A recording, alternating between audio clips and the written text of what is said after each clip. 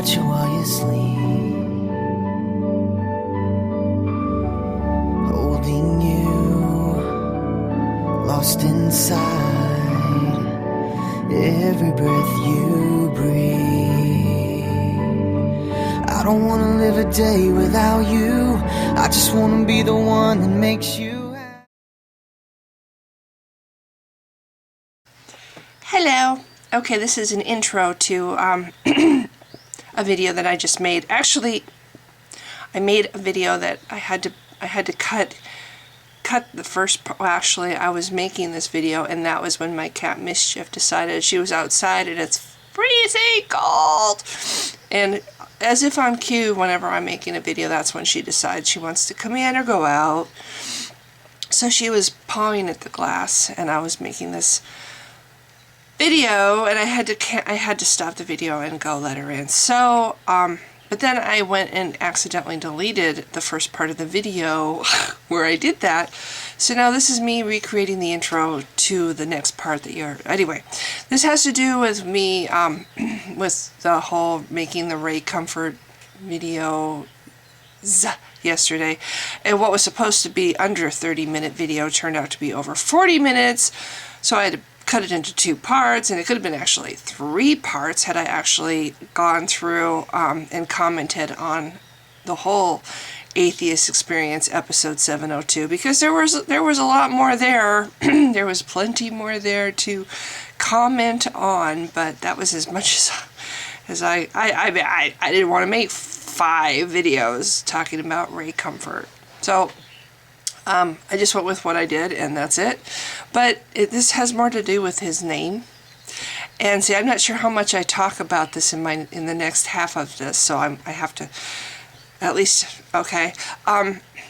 Did he make that up? Is that a name he gave himself? Is that like, you know, is that his name that he was born with? Because I find it interesting that his name is Ray Comfort. You know, if he did make it up, why would he pick that as his last name? That's just something that I find very curious. And that's the point of this video, or I hope the point of the second half of this video, that I'm not... See, that's the thing. I don't remember how much of the first part of the video I talk about it. I just... Yeah. But, you know, if he was trying to come up with a name, I just think it's interesting. So... I guess I'll just pretend now that I'm going to let the cat in, and hopefully this will all make sense when I tack this on as the intro to the rest of the video. So, oh, and I forgot to wear the wolf hat in the original video, so I'm wearing it now. So the second half I don't have the wolf hat on, but I still have the wig on, which, you know. So anyway, without further ado, here's the next part of the video. Yeah, I had to let her in, otherwise I'd have a catsicle because it is cold out there. Anyway, yeah, it's a natural mechanism that the body has set up to rescue you from incredible pain, and that mechanism is called death. That's what death is. It's a escape route from pain. People who are suicidal get this. You know, I don't think all people who are suicidal, I think a lot of people kill themselves because they want to get back at somebody, or they want somebody to pay or feel bad, you know. But I do think that some people who are truly in the depths of serious depression see death as an escape route, and that's all they see it as. So people who say, oh, well, suicide is such a selfish act. It is. But the person who is extremely depressed, who looks to suicide as a way out, is not seeing it like that. He could care less if it's selfish to other people. All he cares about is escaping the pain. You know, that's what death is, though. Death is a release from what you cannot handle anymore. You know, what your body is dishing out is more than you can handle. You know, there's other things it does, like if you get in a huge traffic accident and you get a severe injury. Some people, I've never had a severe injury, so I can't say personally, but I have heard that you don't feel it. It's like your brain shuts off that part of the body. You go into shock, and it's like you don't feel the agony that you should be feeling until much later. There's another thing that the body does to protect you from suffering, and I think death is just one more thing that it does. I had a friend who, Jack and Yo Thomas, Captain Jack. He was the captain of our bowling team. I can talk about them, and I can even say their names because they're both passed away now. But they were friends of my former in-laws. They were friends to them. And Yo developed cancer on her tongue. Oral cancer is one of the most hideous things there is. It's very malignant, almost always malignant, and very hard to beat. And they took Yo a piece at a time. And it was very hard to see that. And I don't remember if they took her voice box. I think they took her voice box first. Then they took her tongue, so she couldn't taste. She was the world's best cook. She was so good. We were always saying, you should start your own restaurant. I mean, she was really a good cook.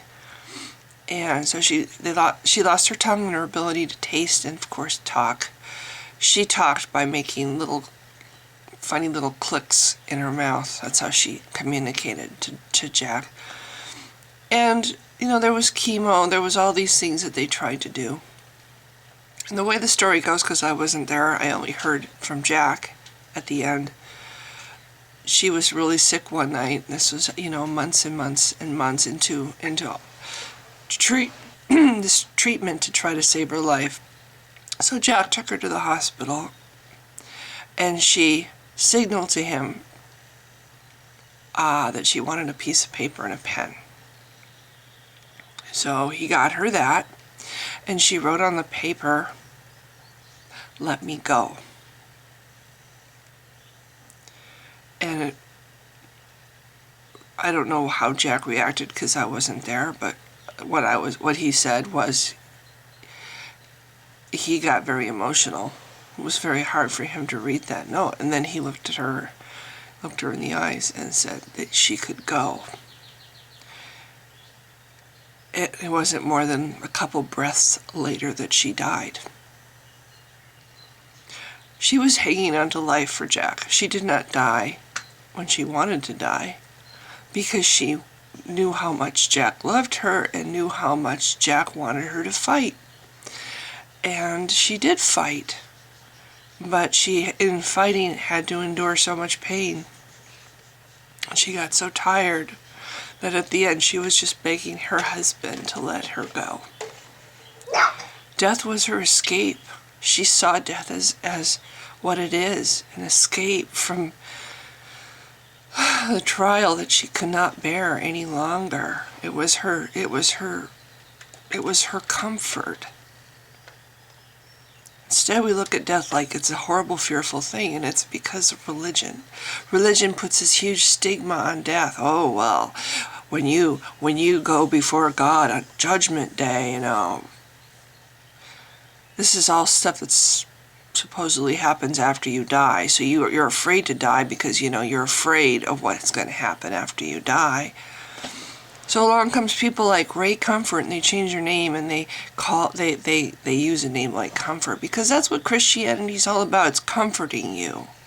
It's giving you comfort. It's giving you reassurance that, oh no, death isn't the end. Death isn't a bad thing at all. It's just a doorway into something much happier and brighter, and you're gonna have everything you love most in the world. It's gonna be there when you die. All your favorite people will be there. Your family, your children, your your parents, everybody that you cried for when they died, everybody that you lost and that you miss will be there. It'll be a great happy thing, so don't be afraid of death. Don't fear death. It's just a transition. It's passing over, passing away. They build up all this fear of death and what death might mean to you, if you don't believe what they do and jump through all their hoops.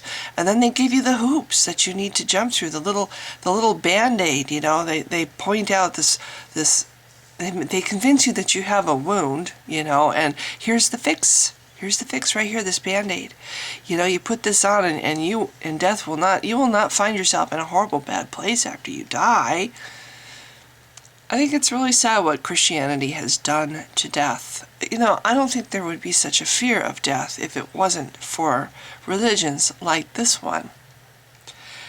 I don't think it's a coincidence that Ray chose the name Comfort. And if I'm wrong, if his name really is Ray Comfort from birth, then I just look like an idiot. But that's okay, because, I don't have a problem. I've looked like an idiot before and I've survived it, so I'll be okay. But if it is a name that he masterminded up to, make a little catchy little name for, around the dinner table and in the average Christian home, well, hey, But I just find it coincidental that he chose the name like Comfort when this is all,